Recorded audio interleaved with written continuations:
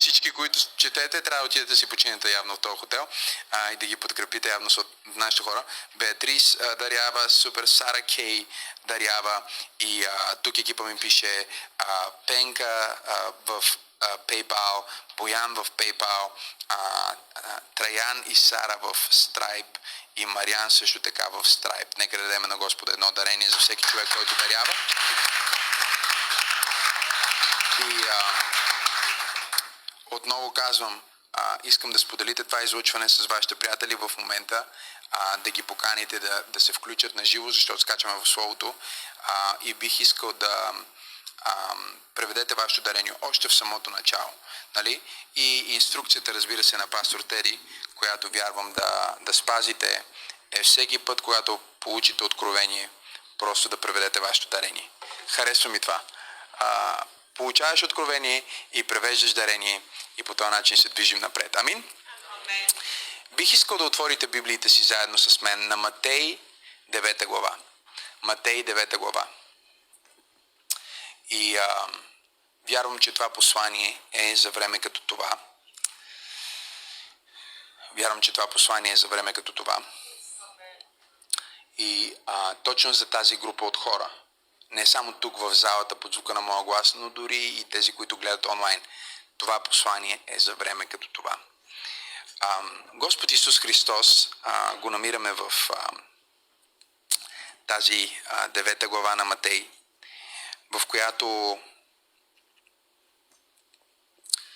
ни се казва в 35 стих. Тогава Исус обикаляше всички градове и села и получаваше в синагогите им. Не е ли изумително, че тази вечер ние сме във всички градове и села? Вие пишехте в началото, нали? Откъде сте? И буквално имаме цяла Европа, имаме всякакви населени места, България, по света, всички градове и села. Сигурно има хора дори от Израел, които гледат в момента. И ако гледате от Израел, искаме да знаете, че се молим за вас. Молихме се допреди малко за вас. Така че Исус обикаляше всички градове и села и получаваше в синагогите им, проповядвайки благовестието на царството. Има само едно благовестие и то е благовестието на царството. И то не е царството на някой човек, а е царството Божие. Благовестието на Божието царство. Или това е добрата новина за Божието царство. Добрата новина, че вече управлението на Бог се е върнало между хората. И поглеждайки всичко, което се случва в света, хората сега, които ме слушат, си казват: какво управление на Бог? Виж какво се случва. Нали? Какво управление на Бог? Виж страданието. И вижте Евангелието какво казва. Казва, Исус проповядваше благовестието на царството. Т.е. той го прокламираше. Интересно е, че той получаваше в синагогите им, проповядвайки благовестието на царството. Тоест има получение, което е проповед. Нали? Проповедта изисква отклик. И Божието царство винаги е проповед. Защото Божието царство се установява до толкова, доколкото има отклик. Благовестието на Божието царство е проповядвано. Той обикаляше и получаваше. Всяко друго нещо може да бъде получавано. Може да получаваме хората на принципи. Но за да видим царството на Бог на земята се изисква това, което каза Йоан Кръстител. Божието царство се взема със сила. Нали? Тоест, едната дума, която се използва тук за получение, е буквално точно тази дума от гръцки, която говори за преподаване, за учене на хората, като учител. А другата дума, която е за проповядване, карусо, мисля, че е, буквално е вдъхновено говорене, което изисква отклик. Тук ли сте, хора? Прокламация. И казва, той проповядваше благовестието на царството. И какво се случва, когато има отклик на благовестието на царството? Тази вечер, ако ти откликваш на това благовестие, което аз проповядвам, което е благовестието на царството, че Божието царство е дошло, че Божието царство, Исус каза, Божието царство буквално е на една ръка разстояние. Това е термина, който се използва и дори на английски казва The Kingdom of God is at hand. Нали? На български е Божието царство наближи, но оригиналното значение е Божието царство е на една ръка разстояние. Защо Исус казваше Божието царство е на една ръка разстояние? Защото той беше на една ръка разстояние. И навсякъде, където е царя, е царството. И той казваше, Божието царство е на една ръка разстояние от вас. Ето ме, аз съм тук. И защо той казваше Божието царство е на една ръка разстояние? Защото той донесе същността на царството. Каква е същността на царството? Апостол Павел казва, радост, мир и правда в Святия Дух. С други думи, Божието царство е Святия Дух. И имаше само един човек на планета Земя, Богочовек, който носеше пълнотата на Духа. И това е Господ Исус. И той каза, Божието царство е между вас. Каза, Божието царство е на една ръка разстояние, защото Святия Дух е в него. И прокламирането на Божието царство освобождаваше силата на Святия Дух. Сега разбирате защо Исус каза, по-добре е за вас аз да отида. Защото ако не отида, утешителя няма да дойде във вас. Сега ние можем да кажем, че Божието царство е навсякъде. Защо? Защото има вярващи хора навсякъде. Хора, които носят Духа.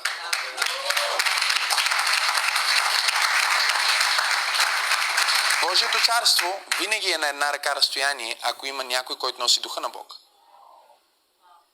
Защото царството присъства до толкова, доколкото царя присъства и е признат. Доколкото има хора, които са резонирали с благовестието на царството. Разбирате ли? Които са разбрали добрата новина, че войната свърши и ние победихме. След Втората световна война имаше немалко истории за такива, как да ги наречем, военни групи, които са били в джунгли, в места, където не е имало комуникация. Даже има специално за един генерал, мисля, че от японска страна, който не разбрал, че войната свършила, е продължил с хората си да живее и да прави някакви неща в джунглата, стратегии, как да побеждават и така нататък. И те пускали с самолети, буквално минавали самолети и пускали печатни материали, на които пише войната свърши, нали, излезте, няма, нали. И той казва на своите хора, не, това е капан, войната не е свършила, нали. Продължайте, стоите тук. И след години ги намират и излизат. И защо разказвам това? Защото за мен много християни са по този начин. Те не разбират, че всъщност войната свърши. Те са в джунглата на живота и си мислят, оле, гледай, какво става. И ние идваме и те казват, не го слушайте Максим Самов. Той говори само добри неща. Той е проповедник на просперитет. Това не е вярно, не може да е вярно. Ние им пускаме през цялото време послания, че Исус победи, но те не могат да повярват. И доколкото вярваш, до толкова можеш да установиш Божието царство. Доколкото резонираш с проповедта на благовестието на Божието царство, до толкова можеш да живееш Божието царство. Бог не определя магнитута на своята слава в твоя живот. Ти определяш магнитута на Божията слава в твоя живот. Доколко искаш да повярваш, доколко искаш да опиташ, доколко искаш да си смел, доколко искаш да се протегнеш, доколко искаш да дадеш Святия Дух. Това е благовестието на царството. И казва, когато благовестието на царството се проповядва, това ще се случи сега в този лайф. Забележете, че аз го казвам без съмнение. Изцеляваше всяка болест, някой ще се изцели тази вечер. И всяка немощ, някой ще получи сила тази вечер.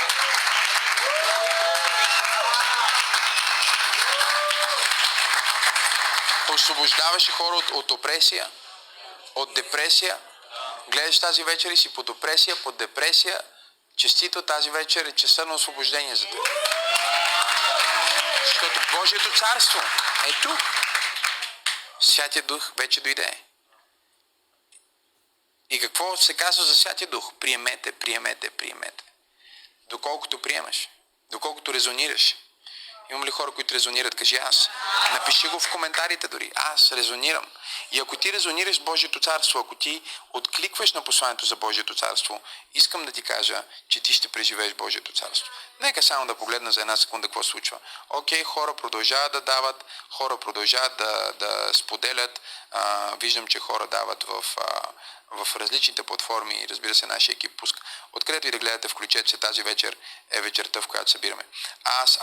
Ивелина казва аз, Евтим казва аз, Мини казва аз, Траян казва аз, Васил казва аз, Емануил казва аз, Нина казва аз, Сара казва аз, Евелина казва аз. Аз. Виждам огъня ви в коментарите, радвам се, че резонирате. Доколкото резонирате, толкова можете да манифестирате. Хей! Казах, доколкото резонирате, толкова можете да манифестирате. И Бог каза, отвори устата си и аз ще я напълня. Доколко ще я напълни? Доколкото я отвори. Това е проблема с някои хора, които казват амин, казват амин. Толкова е отворена устата им, толкова може да напълни Бог. Отвори устата си и аз ще я напълня, казва Бог. Който резонира, той ще манифестира. Хей!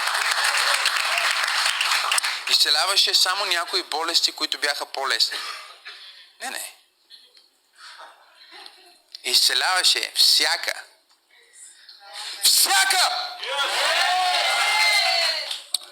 Ви шокирам и тия, които слушате онлайн. Всяка болест. Няма депресия, опресия, биполярно разстройство, немощи, алкохолизъм. Всяко нещо Исус може да го премахне. Какво трябва да направиш? Да приемеш. Да приемеш. Дори не съм започнал проповедта спокойно. Просто исках да ви дам контекст. И време за дарение. И когато видя множествата, кажи множествата. Смили се на тях, защото бяха отрудени и пръснати като овце, които нямат овчар, които нямат пастир, казват други преводи. Тогава рече на учениците си, жетвата е изобилна, а работниците малко. Затова молете се, бутни човека до теб, кажи моли се, напиши в чата, ще се моля. Затова молете се на господаря на жетвата да изпрати работници на жетвата си. Да ви дам една новина за България. Жетвата е изобилна. Кой би предположил, че след всичко, което църквата е минала в България исторически, 2023 година, ние ще имаме възможност да закупим сграда в сърцето на града, в центъра, където са всички посолства, която е на 20 минути пеша от парламента.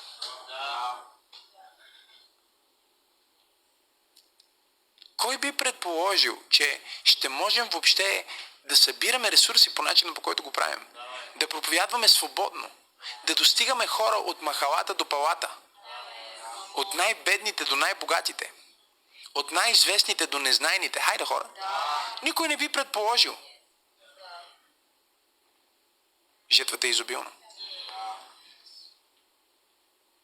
Твоя живот, жетвата е изобилна. В България жетвата е изобилна. В Европа жетвата е изобилна.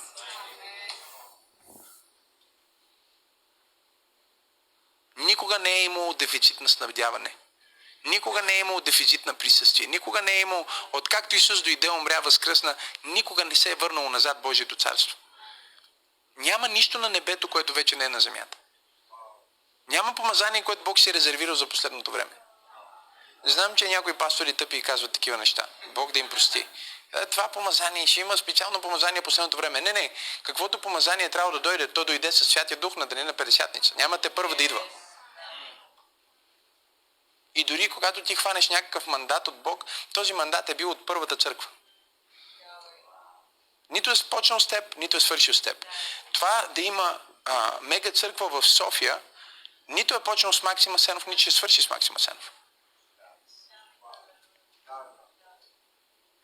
Просто някой е хванал визията и е вдигнал кожуха, както Елисей вдигна кожуха на Илия. Забележете, че кожуха не може да мине от земната в небесната атмосфера. Той падна в момента, в който Илия удари друго измерение. Кожуха му остана от тази страна. Защо? Защото помазанието е само за тази страна. От другата страна нямаш нужда от помазание. Парите са само за тази страна. От другата страна няма нужда от пари.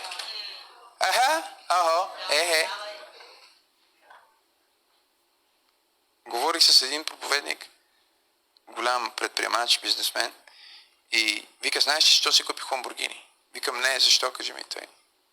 Защото вика, като бях на небето, не видях да има. Реших да го пробвам от тази страна. Хей, на небето няма да може да правим суп кухни и да храним гладните. Да ви кажа ли?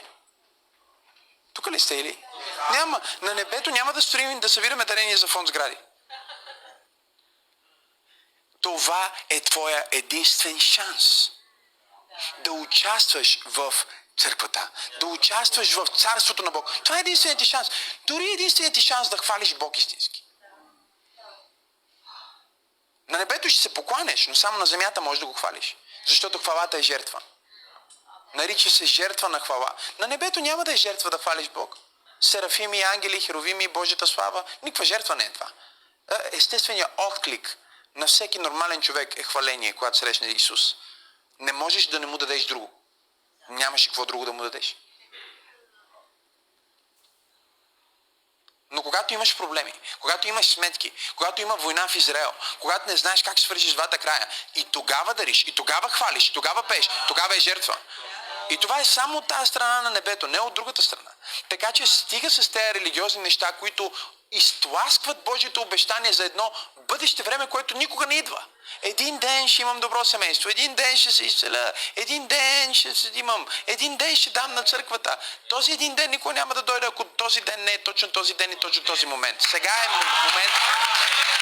Този е деня, който Бог се твори. Жетвата е изобилна. Аз съм дошъл да проповядвам на някой. Жетвата от финанси е изобилна. Ма няма кой да я събере. Разбирате ли? А ако не си сял семе, дъжда не те вълнува.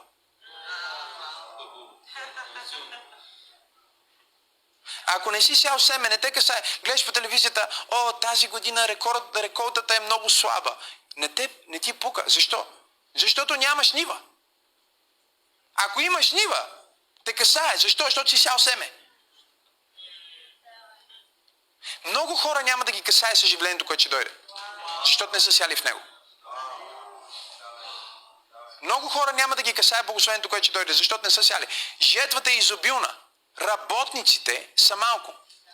Знаете ли какво значи това? Има толкова плод, че се разваля, няма кой да го събере. Има толкова пари, че се развалят, няма кой да ги събере. Вярващите хора. Има толкова ресурс, няма кой да го събере.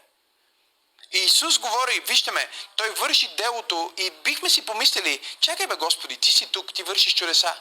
Защо си тъжен? Виж какви чудеса правиш. Но Исус разбираше, че тълпата не е църква. И църквата никога не трябва да се превръща в тълпа. Повечето пастори гледат колко много хора имат в църквата им. Ние всяка неделя връщаме хора от църквата им.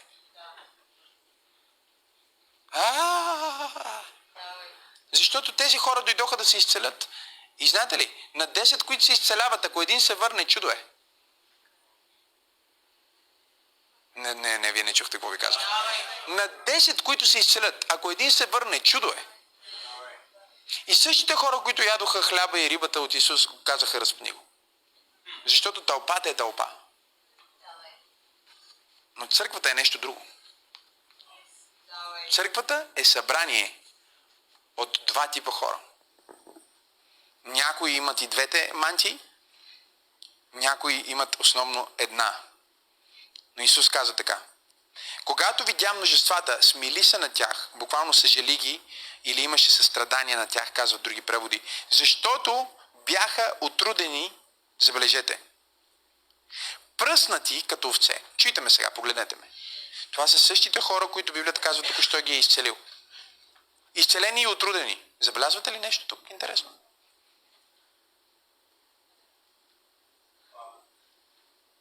Знаете ли, че никъде в Библията нямаме пример за Исус да изцели душевно болен човек? Вие веднага ще кажете освобождение. Освобождението е духовно болен човек. Няма пример Исус да изцели някой, който е отруден от депресия. Или някой, който се бори с паник атаки. Няма такова изцеление в Библията. Защото само взаимоотношение в църквата може да изцели душата на един човек. Бог предвиди да изцелява хората в църквата. Най-богатите държави днес в света, повечето от тях, са и най-светските държави. Не са били такива. Те имат християнски корени, но са станали светски. Защото като благословението дойде, забравиш благословителя. Ако не си внимателен. И това са най-депресираните страни в света. Аз изследвам социология, изследвам през цялото време статистики, това ми е хоби. Една от основните причини е, че те нямат принадлежност към църквата. А Бог направи хората като овце. Сама овца да сте виждали. Не е добре за една овчица да бъде сама. Овцата винаги е в стадо. Разбираш ли, че има неща, които Исус няма да направи за теб. Той е предвидил в църквата да ги получиш. И ако не си част от общността на църквата, няма как да получиш нещо, което Исус иска да ти даде. Защото Исус е предвидил през църквата да ти го даде. О, но Бог е достатъчен. И пак каза, не е добре за човека да бъде сам. А Бог не беше ли с него? Адам не беше паднал, беше в славата на Бог, виждаше Бог лице в лице, Бог каза, не е добре, ти си сам. Как съм сам, Господин Бог? Ние говорим, разхождаме се всеки следобед. Едно е да се разхождаш с Бог, друго е да се разхождаш с себе подобен. А най-якото е, когато се разхождаш с себе подобен, който също се разхожда с Бог. Това е изцеление за душата ти.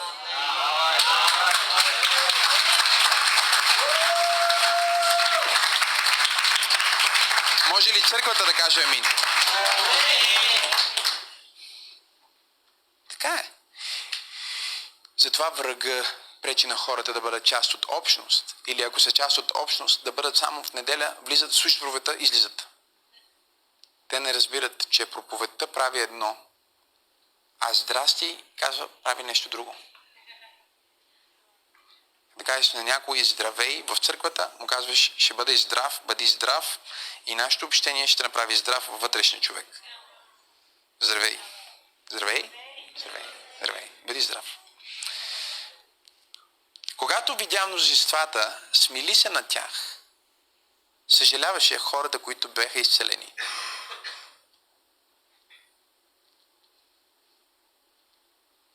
Защото бяха изцелени от трудени. Това звучи като християни, които наистина не са в пълнотата на Бог. И какво беше проблема? Каза, пръснати като овце, които нямат овчар. Знаете ли нещо, което открих, когато изучавах този пасаж? Картината, която Исус обрисува, е за овце, които са оставени от овчар. Знаете ли какво се случва с една овчица, ако овчар я остави? Освен, че е в опасност, не знае на къде отива, почва да се стресира, да има проблем, да е отрудена овца. Виждали сте отрудена овца? Не, защото не сте виждали овца без пастир. Но ако видите овца без пастир, това животно не знае какво се случва.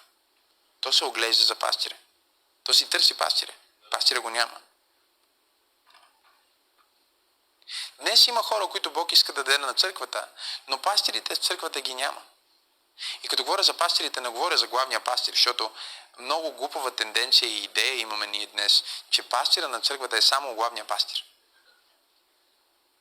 Не е вярно това. Той може би е главния пастир, но той е също подпастир. Библията казва, че Исус Христос е единствения, който е главния пастир на всички стада. И даже за да бръкне дълбоко в раната на християните, които мислят, че те са единствени, казва, имаме и други стада, за които вие не знаете. Така че Исус има много стада. Той е единственият, чието всички стада са негови.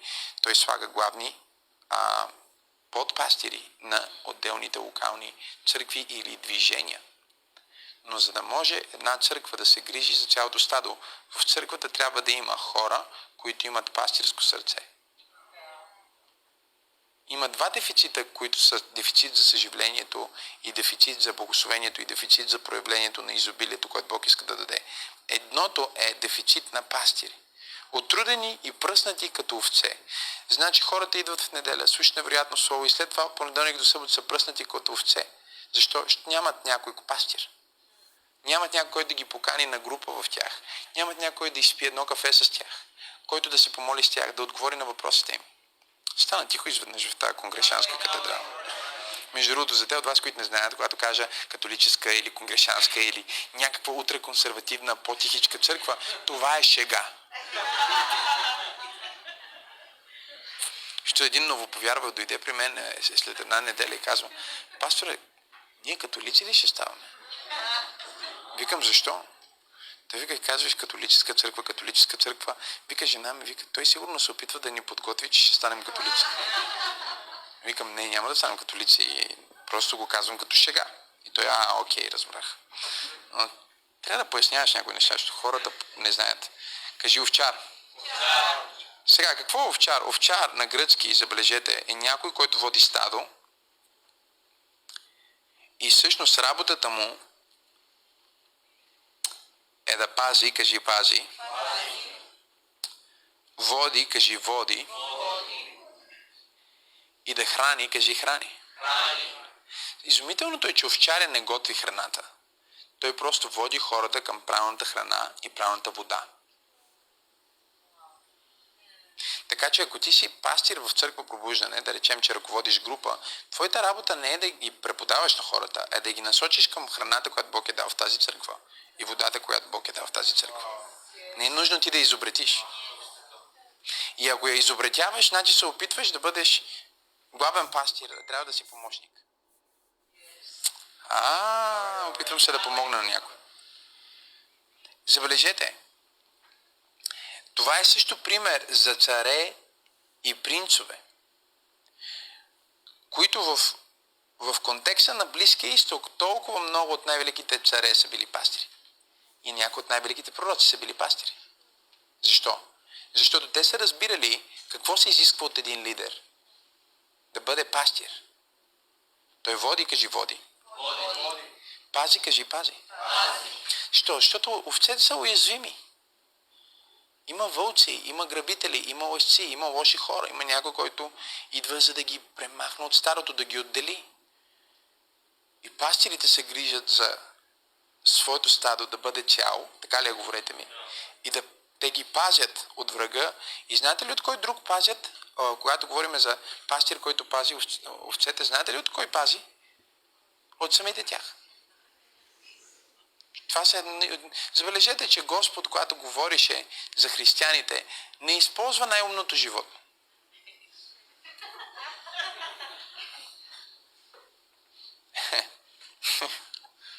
Само начинът, по който ме гледате и ме гледате като овце в таковата, в фабрика. Забележете, той не каза, примерно, като делфини, нали? Или някакви умни животни, които могат да комуникират много сложно. Не. Казва, моите овце. Моите овце. Овца, знаете ли, овцата трябва да се пази от самата себе си, защото е толкова тъпа. Щях да ви поздравя с една песен, но не сте готови. Вие ще се сетите сами. Хей! Твоя жезъл и твоята тояга те ме утешават. Искам да разберете сега. Ние цял живот си представяме, че тоягата е за... Нали? Като направиш нещо лошо, защото ние не си представяме Господ като добър пастир. Ние говорим за Него така, но ние си мислим. И сме проповядвали и даже преподаваме. Тоягата е така, като сгрешиш да те тупне по дупето. Не, тоягата е като дойде вълка да го пребие. Тоягата не е за теб, тоягата е за врага. Жезъл е за теб. Жезъла прилича на бастун, като кука. Нали? Това е другата страна. Тоягата и жезъла всъщност са едно и също нещо. Просто е дълго. От едната страна е тояга, от другата страна е жезъл. От едната страна е слово, от другата страна е духа. От едната страна е любов, от другата страна е истина. От едната страна е милост, от другата страна е справедливост. Това е Божия характер. И за да спаси сега това животинче, което не е особено интелигентно, с няколко стотин килограма вон на гърба си, то решава да се наведе и да пие от поточето. И почва да пие от поточето много щастливо, топи си главата. Гледайте, вижте, влезте в интернет и гледайте някакви клипчета с тия животни. Просто ще се скъсате от смях. Топи си главата и почва да пие сега. Но то не осъзнава, че реката пълни вълната. И като прали ли сте вълнени одеяла? Аз спомням с баба ми преди, като съм брат. Ти не можеш да го дигнеш, то попива цялото нещо. И тая вълна почва да се пълни с вода и овцата сега почва да се дави.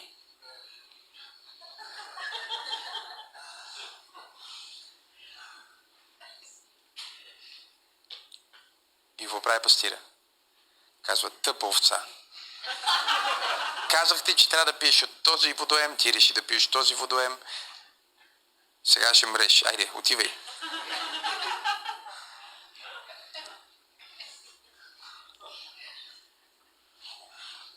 той ги съжали като овце. Той разбра, тъпички са, какво да правим? Ще ги спасяваме. Протяга се с жезъла и започва да тегли. За да спаси това животно от това да се отдави. Тук ли сте, хора? Отрудени и обременени овце.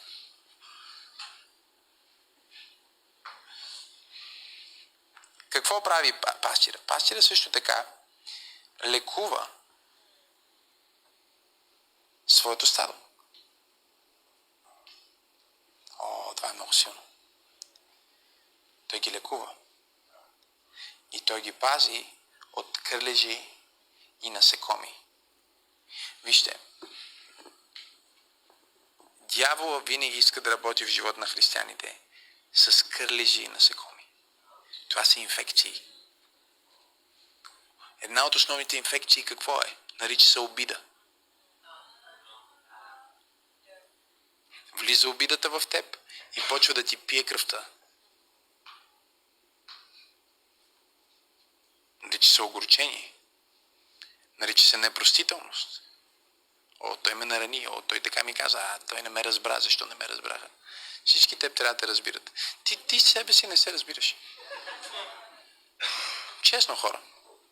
Искаш всички да те разбират, ти себе си не се разбираш. Аз понякога себе си не се разбирам. Даже онзи ден си говорих нещо с пастор Тери и казвам, какво искам? Тя каза, сега ще ти кажа. Не, вие не разбирате какво ви казвам. Аз си казах, какво искам? Питах я какво искам. И тя знаеше по-добре от мен какво искам.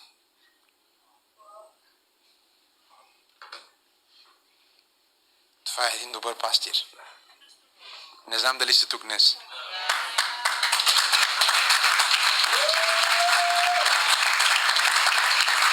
Share. И вижте какво става.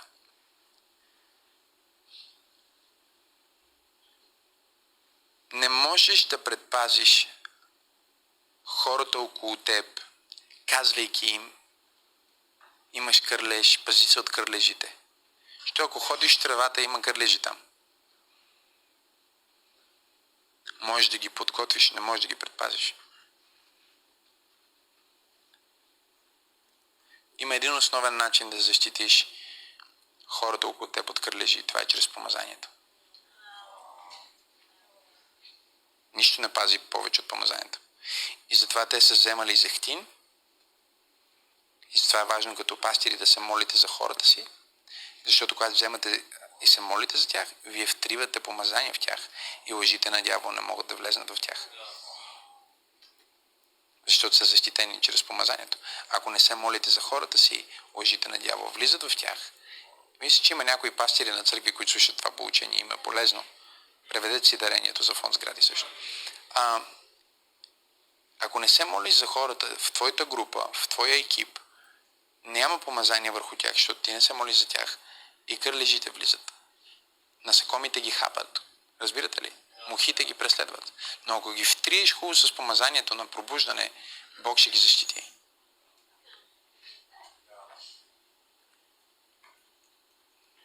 Вади ли са ви кърлеж? Аз съм имал кърлеж. Баба ми вадише кърлежи най-редовно, защото се играех по поляните. Има определен начин, по който се върти, защото ако го скъсаш или го убиеш, не е много добра идея. Трябва да го извадиш.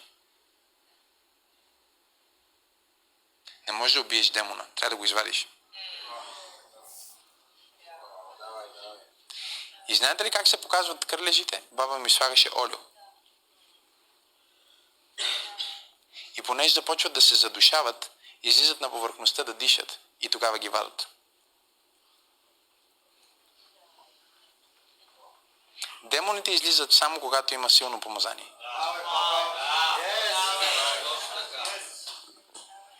Няма помазание, 4 часа освобождение. Има хора, правят това, че молят се един дявол от провинцията. Дори не е централен. Това е провинциален демон на страх. Гониш 3 години, все сеанси, освобождения, часове наред, молитви, много силни демони. Няма силни демони, има само слаби християни.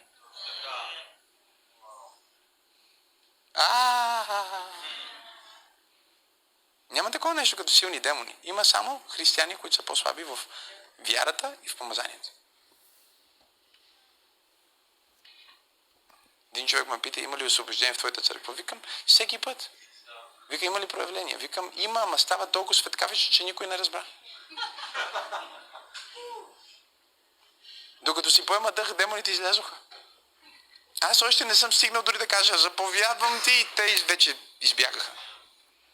Защото има елей. Ало? Да, моля, чуваме ли се? Има ли връзка?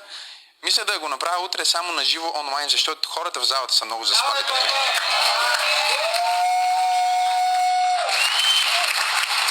И хората продължават да дават в Stripe, в PayPal. Хайде хора. В YouTube, Румяна, Теодора Асенова още веднъж. Теодора продължава. Филип, Спасов, на всяко откровение има дарение.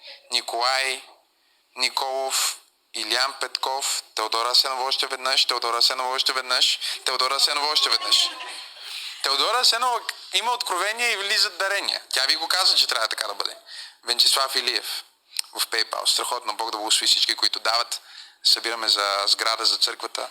На финалната права сме, така че искам да вярвам на Бог за някой да преведе 10 000 тази вечер. Ако ти си този човек, просто ни пиши. 10 000 евро, не лева. Подчертая правилната сума.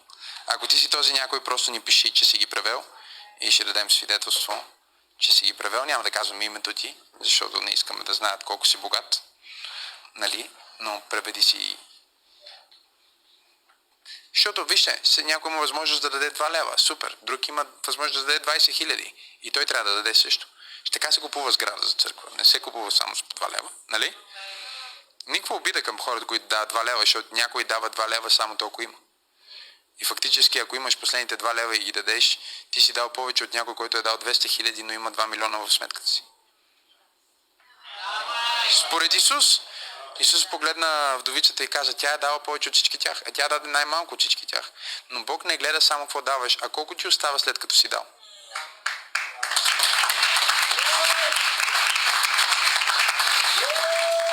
Така че дай по такъв начин, че да ти остане по-малко. Тогава ще е жертва. Това е, което Словото ни учи. Първият дефицит е на пастири, хора, които ги е грижа, хора, които помазват хората, хора, които ги водят на правилния поток. При тихите води, при приятното място да слушат Божието Слово, да се хранят хубаво, които ги пазят и ги водят и ги лекуват. Бог те е призвал да лекуваш хора. Когато са объркани, не знаят, ама защо, ама какво значи това, ама чух някой каза така, другия написа лошо за църквата в интернет, другия ми каза нещо негативно, ама защо говорят на езици, защо така, нали, другото, третото.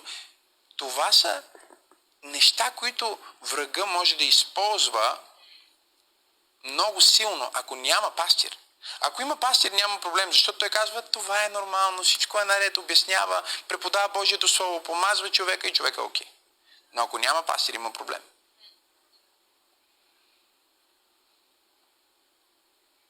Парадигмата е различна. Така че Исус каза, няма пастири. Окей, продължаваме надолу. Смен ли сте? Да. Може ли да понесете още 20 минути? Да. Аз мисля, че можете. Ето го сега. Казва, тогава рече на учениците си, сега погледнете, има разлика между християни и ученици. Има разлика между тълпа и църква. Понякога тълпата, никаква обида към всички хора, които ни следват от целия свят. Но ако вие не сте ученици на пробуждане на Максим Асенов, вие сте просто хора, които ни следват от целия свят. Бог да благослови душите ви. Но вие сте тези, за които Исус съжалява и се моли. Дори да имате много, пак Исус ви съжалява. Защото сте отрудени, защото нямате духовно семейство. Но слава на Бога за ученици. За тези от вас, които казват, аз съм част от това, аз дарявам за това, аз се моля за това, аз се уча от това. Това не променя само една част, това променя целия ми живот. Ученик означава дефиниран от учението на учителя.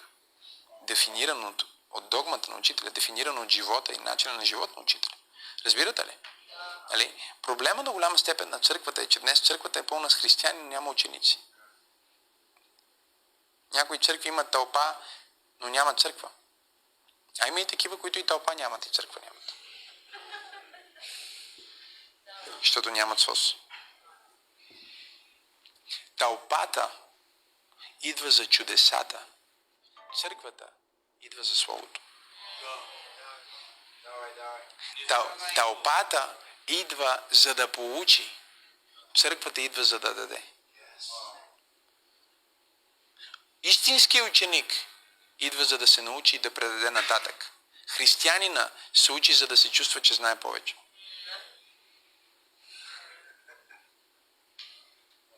Единият се надува съзнанието, а другия се използва знанието и затова не може да се надува. Ехо. Тогава рече на учениците си: жетвата е малка? Не. Няма достатъчно хора за църквата.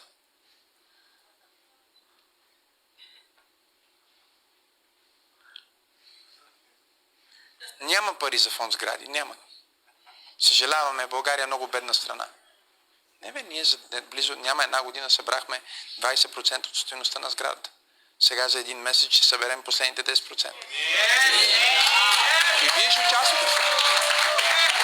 Казах, че вие ще участвате в това. Хора да продължават да дават. Някой дава 1000, друг дава 5, друг дава 10, някой ще даде 100. Има хора, които дадоха 100 000. Леса, някой ще отрежи това и ще пусне в TikTok, някой му е дал 100 000. Това не е като да си купувам къща за мен.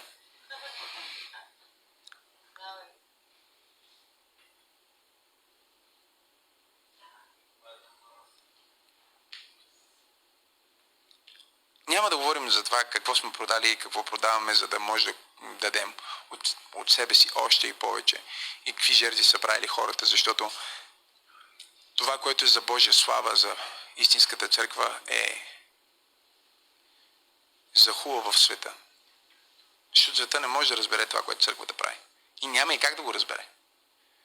И да ви кажа нещо повече. Религиозните никога не могат да го разберат. Защото те са от клуба на фарисеите, които бяха там. Исус каза, царството е на една ръка разстояние и те не можеха да го видят, че Той е Исус. Че Той е Спасителят, че Той е Месията. Очите им бяха тежки, не можеха да видят какво Бог прави. Това е религията. И даже понякога дори старото поколение от служители, които са честни и обичат Бог, не могат да видят следващото поколение как Бог се движи между тях, защото те имат предварително разбиране и очакване точно как трябва да бъде. Йоан Кръстител падна в същия капан. Йоан Кръстител помисли, прати да кажат на Исус: ти ли си този, който има да дойде, или друг да чакаме? Що? Защото Исус се срещаше с бирници и фарисеи. Исус се срещаше с... Казах ви да си спрете телефоните. Моля ви, изключете си звука на телефоните. Исус се срещаше с светски хора. Йоан гледа и вика: аз не ти им казвам, че ще горят в ада, той ги събира на трапези. Така беше. Така беше. Йоан им казва: той е подготвил своята лопата и ще ви издрине и ще ви хвърли в неустоим огън. Изведнъж идва този, който трябва да е подготвил своята лопата и прави вечеря с тях. Йоан си казва: чакай малко, аз казах, че ти ще ги хвърляш в огъна, ти вечери с тях, нали? И когато прати учениците си, Исус не каза: ама какви хубави проповеди имам, колко съм добър. Какво каза? Слепите виждат, глухите чуват. И дори на бедните се проявява Божието царство. Защо? Защото Йоан Кръстител го обвини: ти проповядваш на богатите.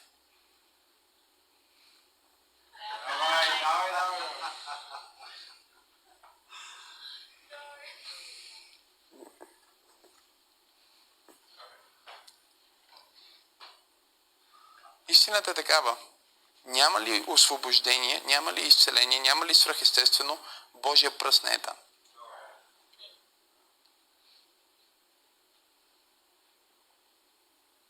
Божието царство не е абстрактно.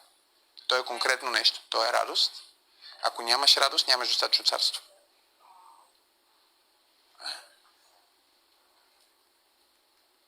Каква е тази радост?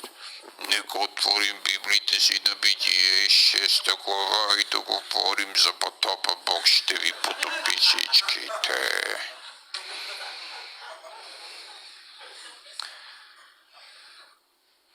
Бог обеща, че няма да потопява повече света с вода.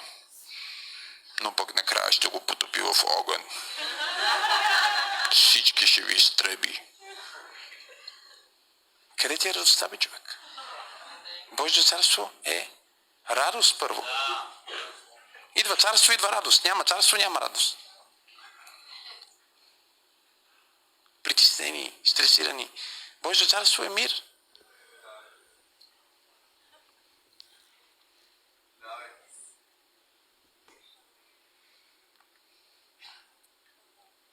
И правда.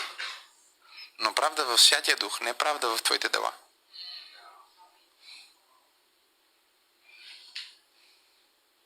Ти имаш праведни дела, защото имаш Святия Дух. Нямаш Святия Дух, защото имаш праведни дела. Жетвата е, говорете ми, напишете го в чата, каква е жетвата. Нека видим, споделихте ли, давате ли, правите ли нещо. Ето, Валерий Марков преведе дарение, Бог да благослови. Гюлизар Алиев. Невероятно име, надявам се да го произнесъл правилно. Десислава Големанска, Божидар Костадинов и продължават. Ако давате в YouTube и може да дадете през другите ни начини за даване, нашия екип казва по-добре през другите, но ако не можете през другите и не искате да излизате от излъчването, такса YouTube. Жетвата е каква? Говорете ми каква е жетвата? Виждам коментарите, искам да споделите това. Жетвата е изобилна. Жетвата е изобилна, ако е малко. Искате ли да ви кажа един от начините, по които може да се прочете този стих в оригинал? Който поне няма превод на Библията, за който аз знам, който го превежда така. Просто защото на преводачите им е удобно да го кажат толкова директно, колкото всъщност оригинала подсказва. Да ви го прочита ли? Както аз го чета, като чета оригинала и кликвам на думите една по една и просто ги подреждам. Тук ли сте? Жетвата е изобилна, работниците са малки.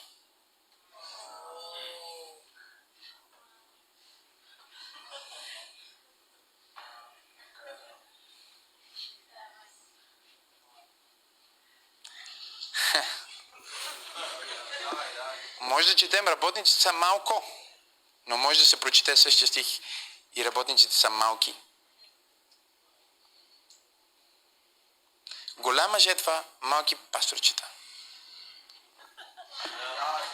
Голяма жетва, малки дарители. Голяма жетва, малки работници. Малки работници, знаеш какво значи? Той още не почна, вече измори. Той още не е дори по средата на движението и вече има нужда от почивка. Малките работници се изморят много бързо. Дадоха един път, вече чакат жетва. Един човек среща един ден, казва: пастор, аз правя всичко, което ти правиш, но не мога да видя това ниво на благословение, което се случва в този живот. Казвам: от кога го правиш? Вика: 3 месеца съм вярващ. Викам: айде сега пробвай 15 години без да спираш. Какво ще стане, ако ядеш здравословно 15 години без да спираш? Какво ще стане, ако тренираш редовно 15 години без да спираш? Какво ще стане, ако учиш сериозно 15 години без да спираш? Какво ще стане, каквото и да правиш 15 години без да спираш, накрая ще имаш много по-добри резултати от всички други, които са го правили с 50, 60, 150 хиляди спираници. Започнаха библейско училище, спреха. Тук ли сте, хора? Аз съм го виждал това толкова години. Аз имам познати, са започнали 5-6 библейски училища, нито едно не са довършили. Започват, стигат, дойде проблема, другия път. Другия път никога не идва. Защо? Защото са малки. Тук ли сте, хора? Но аз проповядвам на големи хора. Аз проповядвам на големи работници. Аз проповядвам на хора, които поглеждат огромната жетва и не си казват: леле, каква голяма жетва, как да го направим? Казват: Бог е с нас. Ние сме големи. Бог ни екипира. Ще се справим. Ей! Аз ви казвам, ако Бог в тебе е голям, и ти ще действаш като голям.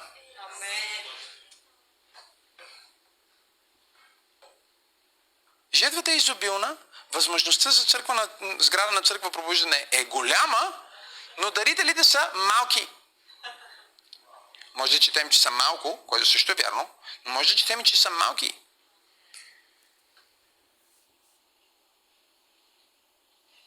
Не, ние ще имаме големи работници, големи служители, големи дарители, големи църкви, големи подвизи. Знам, че сме в студио, но нека да го пляскаме. Знам, че сме в студио, но нека пуснем огън в коментари. Знам, че сме в студио, но нека се развълнуваме, че ние сме работници. Кажи работници. Ергатес, работници. Ергатес, работници. Ергатес, работници. Кажи работници. Някой, който работи, някой, който подготвя, някой, който има силата да обработва, някой, който наема, някой, който управлява. Ергатос, кажи: аз съм работник. Подготвител, подготвител, подготвител. Много е трудно да бъдеш подготвител. Всеки иска да бъде консуматор. Липсват подготвители, липсват големи подготвители. Тази църква е църква с големи подготвители. Хора, които казват: ние ще направим най-голямата конференция за Божия слава, ще направим най-голямата сцена за Божия слава, ще направим най-голямото събитие за Божия слава и ще го подготвиме, и дори ние да не сме видяни, да не сме на сцената, ние сме подготвители, ние сме работници. Жетвата, възможността е там, малко хора искат да бачкат.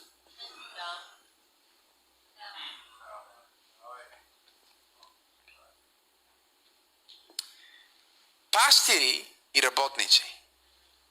Работниците са хората, които правят нещата да се случат, хората, които ръководят процесите, които подготвят срещата, които подготвят обстановката. Те са работници, те работят за резултатите. Пастирите, те работят за хората. Те работят за овцете, те работят за това хората да се чувстват добре, да бъдат приети, да бъдат обичани. И пастирите и работниците в църквата много често не се разбират, защото едните мислят за работата, другите мислят за хората.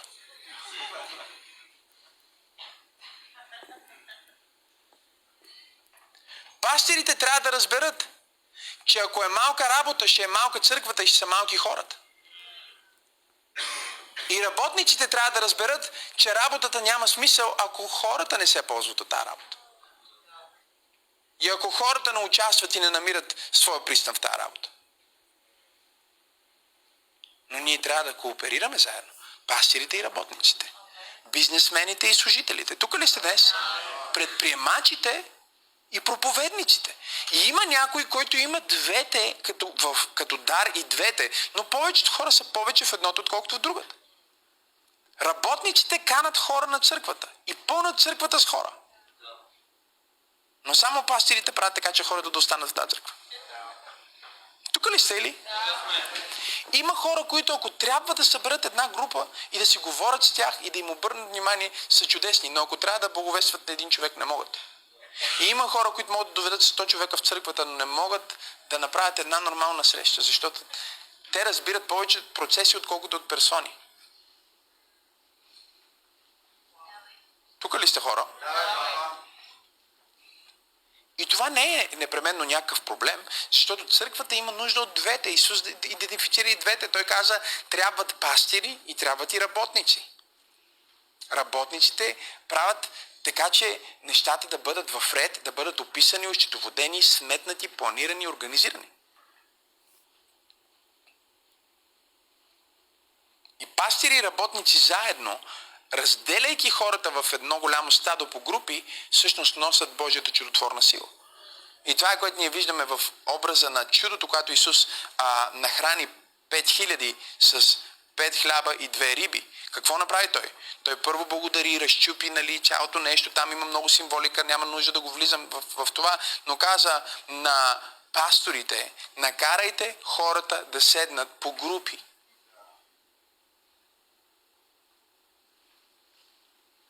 За да има група, трябва да има лидер. Как имаш групи? Колко групи? 5000 човека, колко групи 50 са това?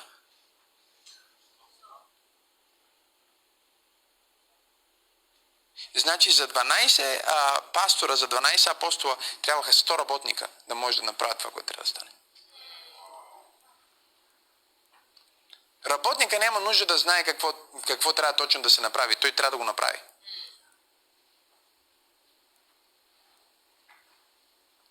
Колко липсват работници, хора, които просто да им кажеш, нека направим това и те просто отидат да го направят.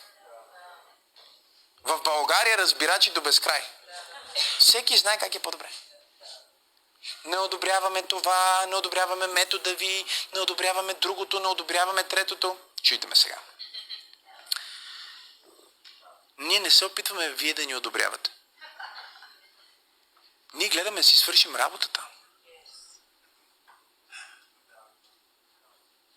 Аз знам, че като се включа на живо пред стотици хора от целия свят и им кажа, дайте пари, ще има десетки, ако не и стотици хейтери, които ще кажат, виж го това. Но честно, ние за вас не го правим това и не ни пука за вас. Бог да благослови душите ви, да ви спаси, да ви очисти от вашата омраза, но вие не сте нашия таргет. Ние не се опитваме да говорим на вас. Ние говорим на човека, който се е нахранил чрез Словото, което проповядваме. Ние говорим на човека, чийто живот е променен благодарение на нашите социални кампании. Ние говорим на човека, който душата му резонира с това, което правим. И ние казваме на него, дай, за да можем да правим повече. Дай, за да можем да разширим това нещо. И затова казах, някой тази вечер трябва да даде 10к. Аз искам да видя кой ще бъде този. Ако си ги дал по банка, също хубаво да кажеш на екипа. Не виждам, че някой преведе $50, Валерий преведе, Диана преведе. Виждам в YouTube, продължават хората да ползват YouTube. Нека дадем слава на Бога, наистина, за всеки човек, който дава. Същевременно виждам някой преведе 1000 лева също, нека дадем слава на Бога. Още някой преведе 1000 лева, нека дадем слава на Бога. Супер! Продължава. Кажи работници и пастири. За 12 пастири трябваше 100 ли казахте, че? 100 работника. Защо? Някой трябва да свърши работата. Не всеки може да говори с Исус.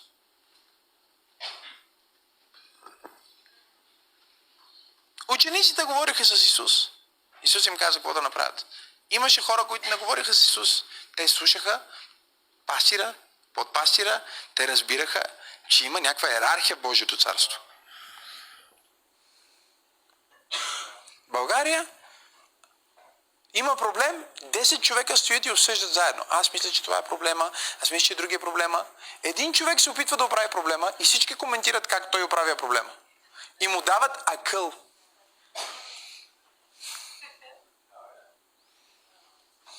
Не ми дай акъл, дай ми пари. Не ми дай акъл, дай ми помощ. Не знам дали съм тук. Не ми дай акъл, дай ми молитва. Направи нещо.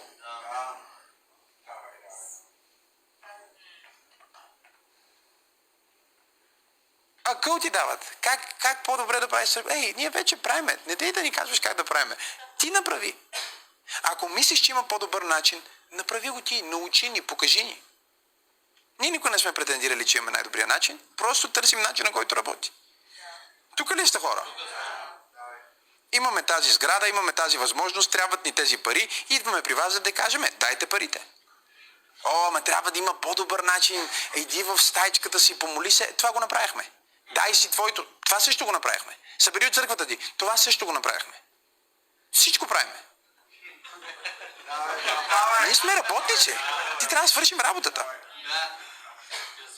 И накрая, когато има сграда на църква пробуждане, няма никакво значение всеки негативен коментар, кой какво мислил, защото децата на децата ни ще кажат, вау, виж, ние имаме дом, ние направихме нещо. Ние не бяхме само бла.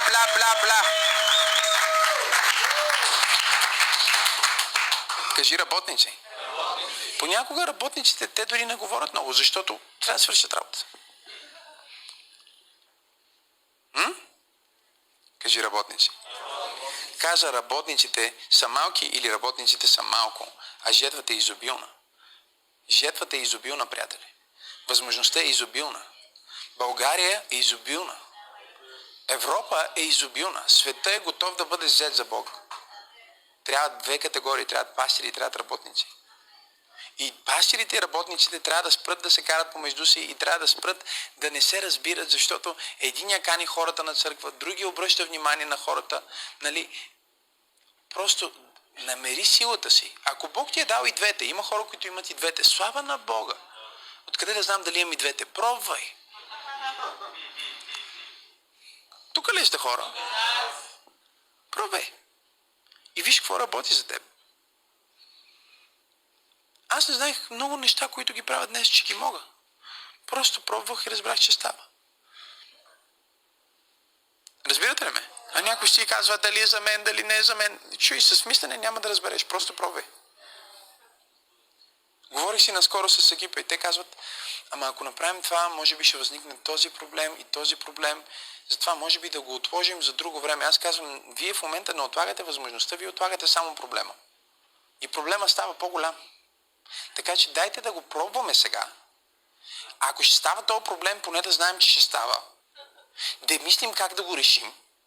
И да си спестим 1 година отлагане на този проблем, просто да атакуваме проблема директно. Нещата не изчезват, защото ги отлагаш или защото ги подмиташ под килима, както казват. Нещата изчезват, защото ги срещаш лице в лице, адресираш ги, адаптираш се, минаваш през тях и ставаш по-силен. Аз бих ръкопляскал, ако бях от другата страна. Аз бих пуснал огън, ако бях зад екрана. Нека пусна и аз огън в чата. Чакай сега, ще пусна, защото ще изпълня това, което проповядвам. Ето ви огън. Споделете това сега с вашите приятели. Кажи работници и пастири.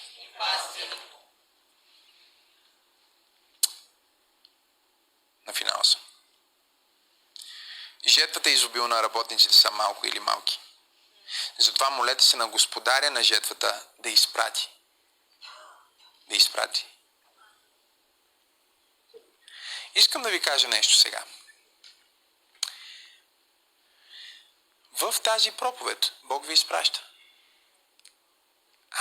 Не, пасторе, аз мислех, че този стих пише, молете се на Господаря на жетвата да изпрати. Аз се молих и Бог ме изпрати. Да ви кажа, че вас ви е изпратил.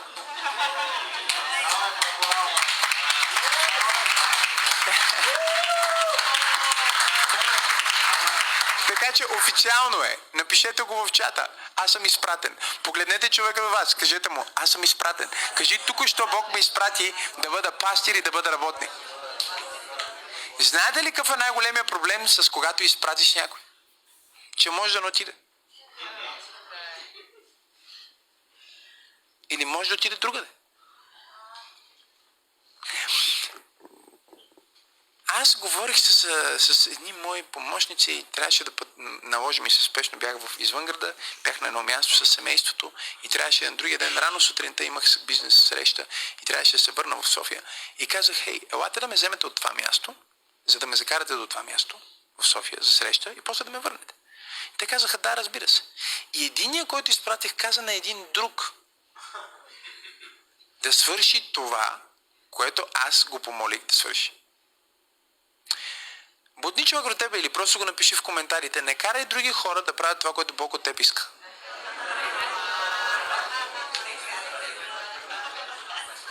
Вижте ме. Някой идва в църквата и казва, пасторе, мисля, че трябва да имаме една група, която е само за мъже.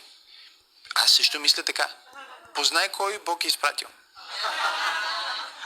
Явно не е мен, защото теб ти даде информацията. Ако виждаш проблема, виждаш потенциала и чуваш повика на Бог, че те е изпратил.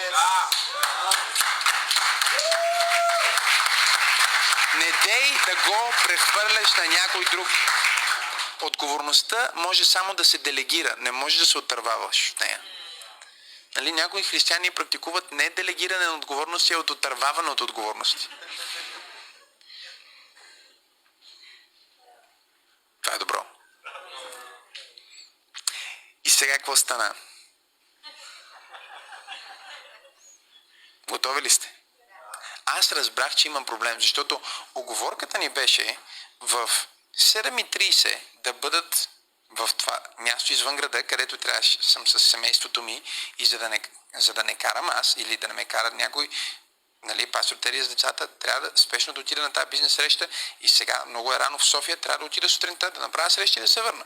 И аз звъня и казвам, вземете колата ми от нас, елате до тук, вземете ме, да отидем на срещата и после ме върнете. Окей? И се разбрахме с този човек, който аз го изпратих. Но той не можа да откликне на че аз го изпратих и помоли някой друг. И изпрати някой друг. И аз разбрах, че имам проблем, защото моята оговорка с този, който аз изпратих, беше в 7:30, когато са долу в лобито на хотела, в който бях отседнал, да ми звъннат, за да тръгваме. При което в 6:30 ми звъни телефон. Вижте ме, аз още спа. И ми звъни телефон. Дигам. Ало, долу сме. Към. Ама още е рано. Да, нали, трябваше да тръгнем по-рано. Към. Не, след малко се оправим, окей, идваме сега спокойно. Имаме време, ще тръгнем към 8 без нещо, нали? Няма проблем, затварям телефона. Викам си нещо не са окей тия хора. Но се оправям спокойно, става 7:30, слизам долу в лобито, оглеждам се. Няма никой. Звъна, викам къде сте? Долу сме, викам не ви виждам. Викам къде сте долу? Еми във вас, чакаме те. В София. Викам, къде сте? Чакаме те в нас. Във вас. Викам, не, вие трябваше да дойдете не в нас, а да ме вземете от това място.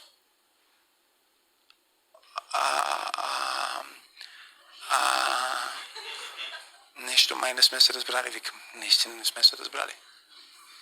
Ние тръгваме сега, викам. Вие може да тръгнете, ама аз закъснявам среща, така че ще се закарам сами, после само ще ме върнете. Съжалявам, окей. Грешката е наша, викам. Разбира се.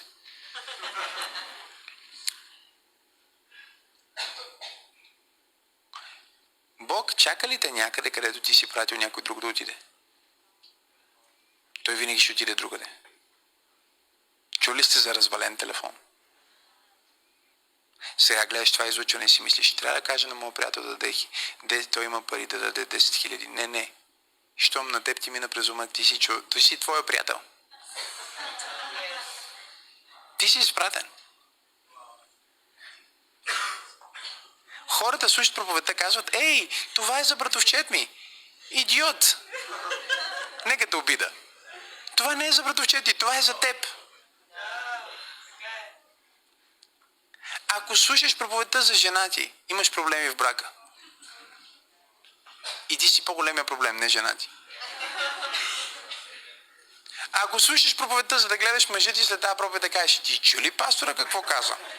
Не забравяй, че когато сочиш към мъжа ти, 3 пръста сочат срещу теб и 1 пръст сочи към Бог, който е съдията на целия свят. Сериозен съм. Някой казва, да се молим на господаря на жетвата. Не, чуйте ме, спестете си време. Аз се молих на господаря на жетвата. И той ми каза да се включа тази вечер и да ви кажа, че той изпраща вас да бъдете пастири, да бъдете работници, да бъдете служители на неговата нива и да направите най-великото събиране на жетви от скъпоценни души в историята на човечеството. Хайде, хора! Пастири и работници. Какъв си ти? Напиши ми в чата какъв си.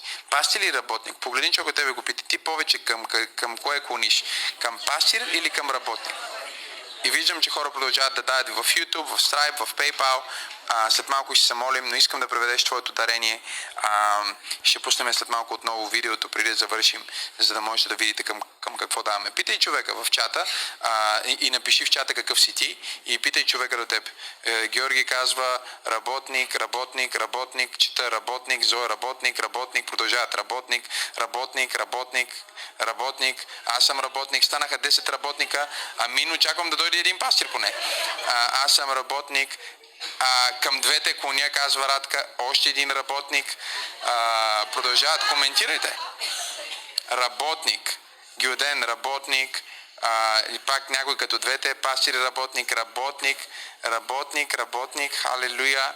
В края на хората така работя, работник. И двете, пастир, ето един пастир.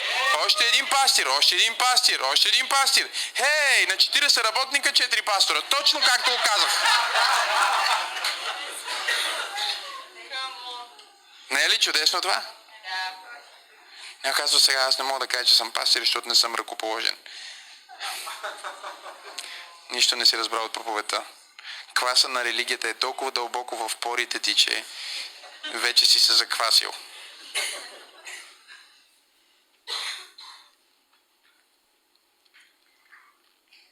Молете се на Господаря на жетвата.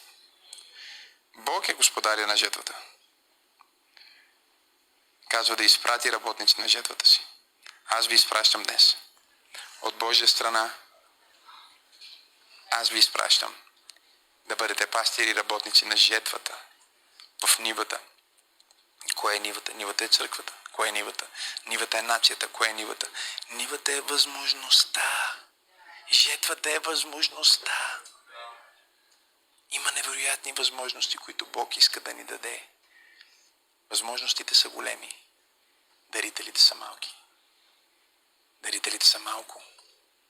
Възможностите са големи, пастирите са малко. И Бог ме е изпратил да проповядвам на някой по звука на моя глас. И да ти кажа от Божия страна, ти си изпратен да бъдеш голям работник, голям дарител. Пастир с голямо сърце, с голяма грижа за хората, с голяма любов и състрадание. Бог те изпраща, за да уловим възможността, която Той ни дава. Небесни Татко, благодаря ти точно сега за всеки човек под звука на моя глас, онлайн и онсайт. Благодаря ти за всеки, който е дарил до този момент. Моля се за Твоето благословение, Господи, върху Иванка. Благодаря ти за благословението и върху Гергана, върху Велко, върху Гергана, върху Господи Венцислав, върху Константин, върху Даниела, върху Стефан, върху Теодора, върху Венцислав, върху Теодора още веднъж, Калина, върху Теодора още веднъж, върху Илиана, върху Теодора, мисля, че имаме водач в листата, върху Филип, върху Николай, върху Илиана, върху Румяна, върху Теодора пак. Боже, благослови Диана и Станислав и Мариана, благослови Господи Траян и Сара, Пенка и Боян, Петър, Господи, благослови всеки един човек, който в момента ни гледа и всеки един човек, който дарява. В името на Исус. Благодаря ти толкова много, че жетвата е изобилна. Благодаря ти толкова много, че църквата изобилства. Благодаря ти толкова много, че нацията ни изобилства. Благодаря ти толкова много, че живеем в ново време и нов сезон на ново благословение. В името на Господ Исус. И заедно казваме Амин. Амин и амин и амин. И хората продължават да дават, някой казва, току-що Бог ме изпрати като работник и пастир. Абсолютно. И тази вечер имате уникалната възможност, както казах и по-рано, да участвате като дарите за първата сграда за църква Пробуждане. Сградата има локация, сградата си има име Awakening Center, сградата си има адрес, сградата си има дизайнер, сградата си има project manager, сградата си има строителни фирми, които са готови да работят по нея, сградата си има хора, които са обещали да дарят различни неща, като материали дори за освежаването и ремонта. Още преди да има сградата вече си има всичко това. Така че ние сме на финалната права и точно сега искам да останете с нас за 2 минути, за да изгледате едно видео и след това видео ще се върна от начало, за да завършим края. Гледайте. Здравейте, скъпоценни светии! Толкова съм щастлив, че мога да направя това видео обращение към вас. Това видео е специално, за да ви насърча, да ви покажа сградата, за която в момента преговаряме. Това е сграда, която е добре позната на Църква Пробуждане. Ние сме я наемали и имаме някои от най-историческите служби, които са се случвали тук, в това светилище. Стотици хора са били кръстени във вода. Моята дъщеричка Сара бе представена пред Господ, както и десетки други дечица, които днес са част от нашата общност. Това място има 700 седящи места и това е само една малка част от огромната сграда, в която има място за ресторант, субкухня, място за офиси, видеостудио, аудиостудио и толкова много. Ние сме събрали 20% от стойността на тази сграда и банката в момента ни казва, че ако съберем още 10% преди края на месеца, те ще ни дадат заем, за да притежаваме този имот за славата на Бог. Така че идвам при вас с това видео, за да апелирам да направите вашето спешно дарение към Църква Пробуждане за закупуването на тази сграда.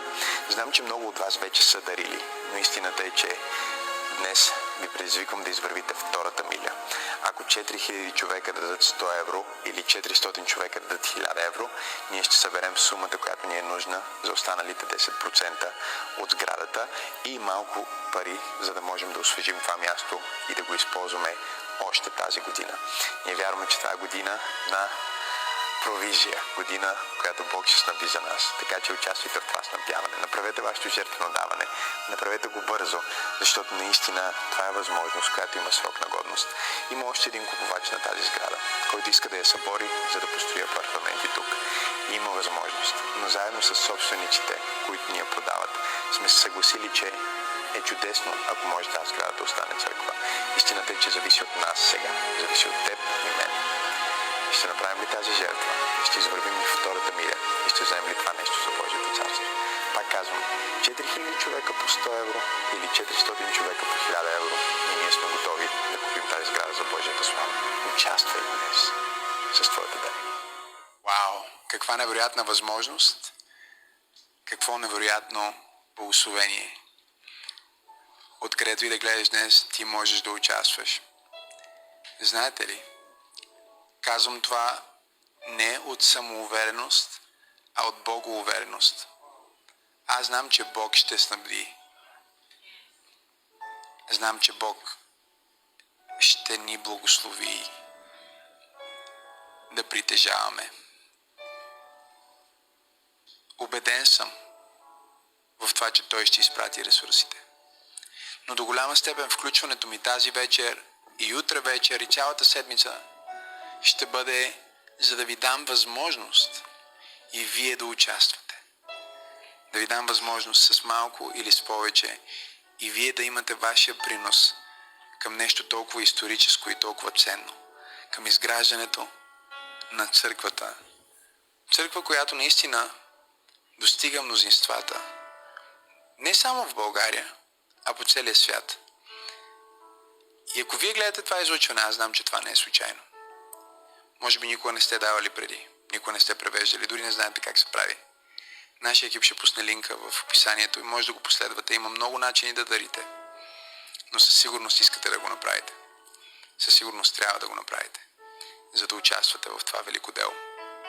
Пак казвам, някой ще даде повече, друг ще даде по-малко. Някой ще даде от изобилие, друг ще даде от излишък. Каквото и да е твоето даване, то има значение. То има значение най-вече за теб. Защото Божието Слово ни казва: давайте и ще ви се даде. Добра мярка, стърсена и препълнена. Хора ще слагат в скута ви. Аз съм преживял това в личния ми живот. Преживявали сме го и като църква. И вярвам, че сега е най-критичният момент за нас като общност и дори за теб като последовател, отблизо или далеч, да участваш, да дадеш за най-прекрасната кауза. Кауза, която ще остане дълго след като ние не сме на тази земя. Ако Исус се върне утре, пак има значение. че още едно парче от земята е притежавало Божието царство и е носило Неговото име. Ако Исус не се върне още 10 000 години, има още по-голямо значение за децата ни и за следващото поколение. Свидетелство на нацията ни, че ние сме тук, за да останем. Ние сме тук, за да послужим. Ние сме тук, за да оставим следа. Ние сме тук, за да кажем, че Исус Христос е жив. Той е Господ. Той е пътя, истината и живота. Ако ти искаш да участваш в това, точно сега можеш да кликнеш на линка, който нашия екип пуска в коментарите. Може да дадеш по един от всички тези начини. И утре вечера ще бъда наживо от Библейското училище на Словото и Духа. Така че ще бъде много специално. Това ще бъде отворен урок и ще бъде благословение. Училище на Словото и Духа. Почваме по същото време. Може би ще излучим от същото място. Ще бъде много специално. Благославям ви. Бог да ви благослови докато давате и ще се видим утре. Мир!